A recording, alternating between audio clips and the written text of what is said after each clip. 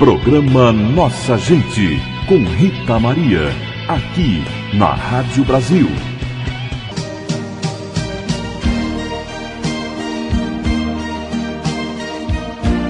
Ilha ou família?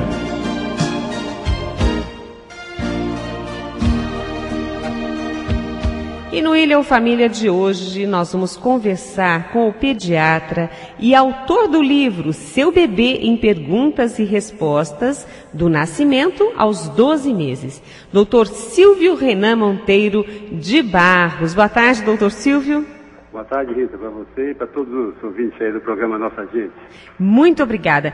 E nós aqui estamos curiosos, porque apesar de ser mãe, pai, muitos cuidam de crianças, a gente sempre fica assim, será que a gente está esquecendo alguma coisa? Afinal de contas, a criança é delicada, tem uma saúde mais frágil e precisa, nesse período mais quente do ano, de alguns cuidados e os pais devem ficar atentos. Quais são esses principais cuidados que a criança merece nessa estação do ano, doutor? Essa estação do ano é uma estação caracterizada pelo calor. Nós no Brasil nós temos calor o ano inteiro, mas ele exagera um pouco nessa época do ano, né? Fica bem quente em várias regiões do Brasil, mesmo aqui no Sudeste. Então, as preocupações que a gente tem que ter mais com a criança são realmente com relação a esse calor. Esse sol e esse calor, que são os maiores dramas do verão para a criançada, eles agem primeiro na pele, que a pele é o maior órgão no corpo humano e tem uma função importantíssima que ele protege, ela envolve o nosso corpo para evitar que entrem bactérias ou que perca água e outras substâncias. E essa pele é extremamente castigada pelo sol, principalmente nas crianças que têm a pele mais fina, mais delicada pela própria, que estão em amadurecimento ainda. Então ele sofre muito mais com essa ação do sol. Essa é básico e fundamental, é o maior problema que a gente deve ter com relação, a preocupação que a gente deve ter com relação à criança. Esse sol é mais por ser mais forte? O sol e o calor, né? O calor. Porque o calor também é consequência do sol. É porque ele incide ele está mais próximo do nosso hemisfério, ele incide com mais raios ultravioletas. A gente nunca pode esquecer que hoje nós, pediatras, cuidamos de crianças que devem viver em média 120 anos. Então, essas crianças têm que ser preparadas para viver 120 anos com qualidade de vida. Não adianta nós viver 120 anos e ficar os últimos 30 na cama ou com alguma doença grave. E o ultravioleta é uma radiação solar que ela entra em nosso organismo e ela é cumulativa, é como o raio-x. A gente vai acumulando aquilo, tanto ela quanto a radioatividade, quanto outras radiações, e aquilo pode ser nocivo para a gente no futuro, pode dar cânceres de pele, mesmo de órgãos internos. Então, mesmo usando o protetor solar, deve cuidar muito nessa época para evitar exatamente essa insolação excessiva. E mesmo usando o protetor solar, esses riscos são os mesmos? Não, o protetor solar diminui muito. Aí depende do grau que você põe, do valor, do grau de proteção que ele tem. Você tem o protetor e o bloqueador, que é mais forte ainda. Diminui sim. Mas mesmo assim, por exemplo, um fator 30 quer dizer que se você ficar 30 horas ao sol, você vai ter o equivalente a 1 hora de sol se não tivesse com ele. Entende? Então você tem sol também, não é que ele bloqueia totalmente. Ele diminui a intensidade de entrada dos raios ultravioletas. Então, criança vai à praia logo de manhã, antes das 10 de preferência, após as 17 horas, e deve usar os protetores solares, sim, mas mesmo assim evitar o sol intenso. Sempre lembrando que o sol atravessa os guarda-sóis e reflete na areia. Então, na praia, a criança toma mais ultravioleta do que na rua. No caso, por exemplo, para criança na praia, tem um tipo de fator de proteção solar específico, para a piscina é outro, no dia a dia, na brincadeira, na rua com as crianças, as mães que passam protetor solar, existe um tipo de fator, 30, 20, 25, para cada uma dessas áreas de lazer? Sim, num dia comum, no dia que a criança tem sua atividade normal, ela pode passar um protetor solar de fator 20, que são inclusive mais baratos. Infelizmente, os protetores solares no Brasil são muito caros, né? Ao contrário dos outros países do mundo. São considerados supérfluos no Brasil. Mas o fator até 20 tá mais que suficiente. Claro que você vai ficar na praia, vai ficar mais tempo, né? Botar um fator 30, 40, depende da pele também. A pele negra, por exemplo, absorve muito menos. A pele já é, porque eles são da África, na África a insolação é muito grande, eles já têm aquilo para proteger, para evitar exatamente o câncer de pele. A pele morena tem um pouco menos, e a pele loira, aquele loiro de olho azul, ele não pode ficar 10 minutos na praia, nem com bloqueador, que ele acaba se queimando, né? Depende muito da sensibilidade da pele. Mas, numa praia, por exemplo, deve-se passar um protetor solar, sempre lembrando. Primeiro, ele leva de 30 a 50 minutos para começar a agir. Não é passar e ir para a praia. Segundo, a cada 1 hora tem que repetir, porque ele perde o valor dele. Ele vai sendo absorvido pela pele e vai sendo consumido, né? Então tem que repetir a cada 1 hora, ficar mais que 1 hora. Não aconselho para nenhuma criança, pelo menos até 5, 7 anos, ficar em sol de meio-dia, nem com protetor, e de preferência de manhã e fim de tarde. E o resto do tempo passar em atividades lúdicas à sombra ou dentro de casa. Mas esses não são só os riscos de queimaduras, ou aquela vermelhidão que acaba deixando a criança um pouco irritada, chatinha, né? Tem outros fatores também, como por exemplo a alimentação. Vamos começar pela praia e por esse período, né? Estendendo para casa, brincadeiras, piscina e etc. No caso da alimentação, muda também no verão. Muda. Primeira coisa, pela própria temperatura do verão, os alimentos têm uma tendência maior a se deteriorar. Então tem que comer sempre alimentos frescos, evitar estocagem e alimentos mais naturais.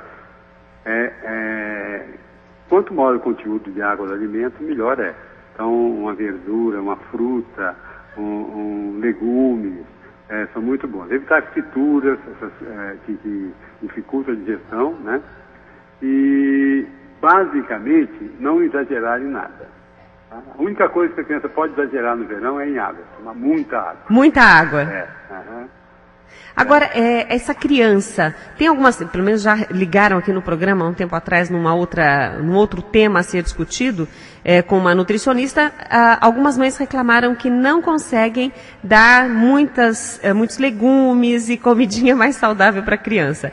Talvez por um mau hábito já da família, né? Agora, o que a gente pode fazer? O senhor tem alguma sugestão como pediatra para que as mães possam fazer para os seus filhos de maneira que eles se alimentem melhor? Porque a gente fala, a verdura é bom, fruta é ótimo, mas a criança não aceita, aí é difícil. Eu costumo dizer para as mães sempre aqui que a criança, aquele ditado que diz, faça o que eu digo, não faça o que eu faço, é a pior coisa que existe no mundo, porque a criança só aprende pelo que vê, não pelo que ouve. No sentido de aprendizagem. Os pais são o espelho dela. O que os pais fazem, essa criança vai fazer. Não adianta o pai falar para a criança que tem que comer verdura se ele só come fritura. Entendeu? Ela vai comer fritura. Então, primeira coisa é o exemplo. A segunda coisa, a motivação. A criança tem que saber o que é uma cenoura, o que é um brócolis. Então tem que levar à feira, ver a criança, se tiver, né, hoje em dia usa muito essas escolinhas, tem inclusive hortas, né? Nas escolinhas, para a criança ver que aquilo foi plantado, tem um esforço. Acho muito positivo isso. Nasceu, cresceu, e na cozinha também. Quando vai à feira com a criança, traz, quando trouxer esse alimento, vamos fazer junto? Pega a cenoura, coloca em forma de rocinho, faz uns enfeitinhos ali, e a criança faz uma atividade lúdica no preparo do alimento e isso vai motivá-la extremamente, ela vai comer com o maior prazer. E além do que, os alimentos precisam ser bonitos, que a digestão começa quando a gente vê o alimento. Então, do colorido, põe cenoura, põe tomate, coisas que tem cor, faz forminha para botar o arroz integral, que a criança às vezes não gosta, faz uma forminha, coloca igual restaurante, que é redondinha, a criança vai destruir para comer aquilo.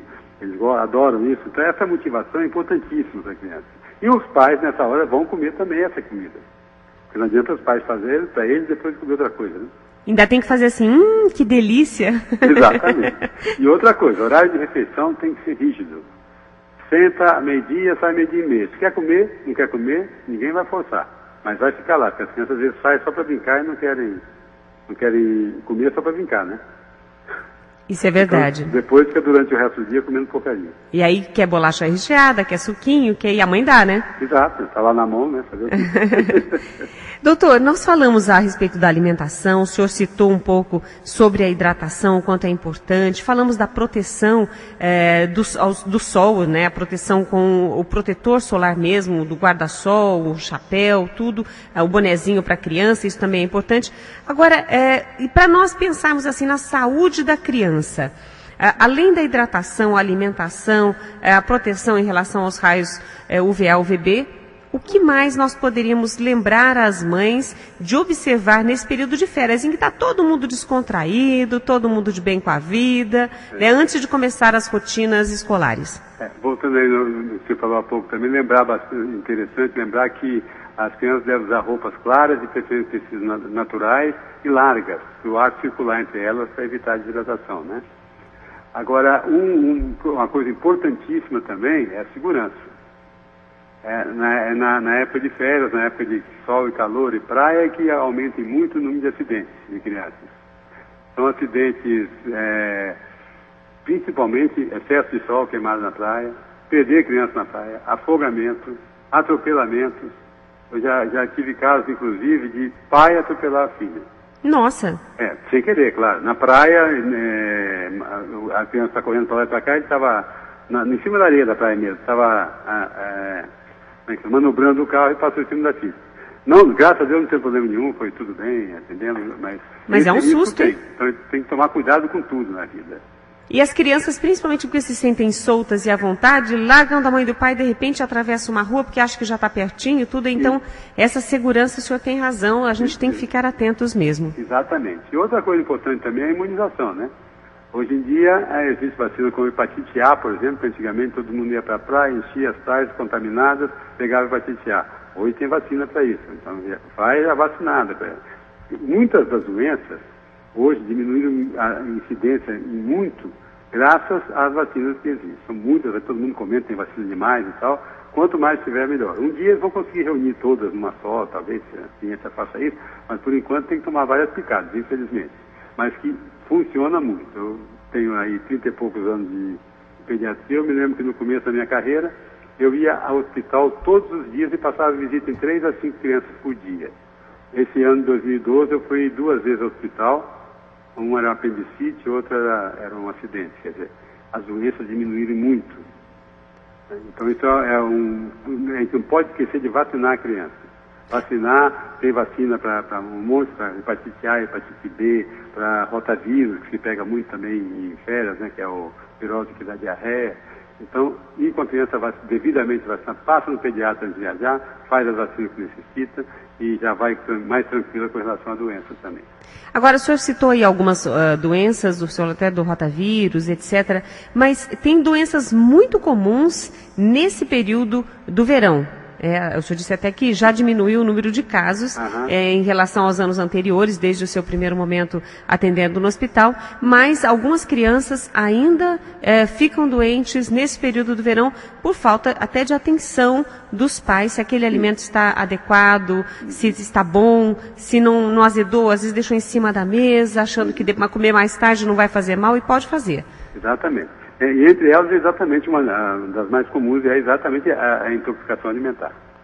Os alimentos, às vezes compra alimentos de praia que não estão bem preparados, ou não sabe lá onde foram feitos, ou deixa o alimento para comer depois naquele sol abrasador, né? Então, isso é um dos fatos. Agora, as outras doenças que hoje incidem muito na praia são as infecções de pele. Brinca em areia, brinca em lugares sujos, às vezes a água está contaminada. Então, e o sol bate na pele, provoca micro-rachaduras, pequenas rachaduras, que nem vê, nem dói, nem nada. Mas ali as bactérias penetram e vão ao organismo, então, entram debaixo da pele. Então tem celulites, tem uma série de infecções, impetigo, infecções que, se não bem tratadas, pode levar até a consequências futuras, tipo febre reumática, glomerulonefrite, que são complicações graves dessas infecções. Então, tomar bem cuidado. Qualquer machucadinho da criança, qualquer bolinha que aparecer, qualquer vesícula, procurar o médico para socorro, alguma coisa, para fazer o tratamento para evitar essas complicações. E, geralmente, esse tratamento é antibiótico. O senhor acha importante que antes do início das aulas, antes do início do ano letivo, os pais levem essas crianças ao pediatra para que faça um check-up, que faça uma verificação se tem alguma outra doença, porque depois o pessoal entra na rotina, começam as aulas e às vezes fica mais difícil de observar isso. Aproveitando agora ainda esse finalzinho de férias, o senhor acha interessante que os pais levem então a criança ao pediatra para fazer esse check-up? É muito importante isso. Esse check-up, ele vai primeiro ver o pós, né, que pode ter adquirido na praia, ver o que pode ter conseguido, ter se contaminado, e também ver o pós, que é preparar essa criança para a escola, fazer exame de fezes, ver a necessidade de fazer check-up. A criança também faz check-up, e hoje em dia, com essa deterioração da alimentação no mundo inteiro, né? A gente está fazendo exame de colesterol de criança a partir dos 7 anos, para acompanhar isso aí, para ver se ela vai viver bem, né? Então, e o que nós queremos é crianças saudáveis, né? Pois é, exatamente. Então, eu de rotina eu peço, a partir dos 7 anos faz, eventualmente, ela 2 anos, faz um exame de colesterol, para ver se ela, que às vezes você rastreia desde pequeno, você consegue chegar ao adulto sabendo mais ou menos qual é o perfil dela.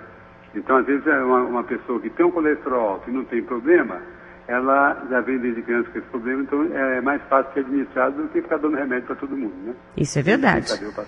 Só sintonizando, doutor, para o nosso ouvinte, nós estamos conversando com o pediatra, doutor Silvio Renan Monteiro de Barros, ele que é autor do livro Seu Bebê em Perguntas e Respostas, do nascimento aos 12 meses. Ele formou-se pela Faculdade de Medicina do ABC, em São Paulo, tem especializações e títulos pela Unifesp, Sociedade Brasileira de Pediatria, General Pediatric Service da University of California, Los Angeles. Dr. Silvio também atuou por quase 30 anos no Pronto-Socorro Infantil Sabará, foi diretor técnico do Hospital São Leopoldo e agora, né, atualmente está se dedicando às crianças em seu consultório. Tem MBA de Pediatria e Literatura Médica para leigos. Doutor Silvio, eu quero agradecer demais a sua participação. Espero entrevistá-lo outras vezes com outros temas. Muito gostoso falar com o senhor.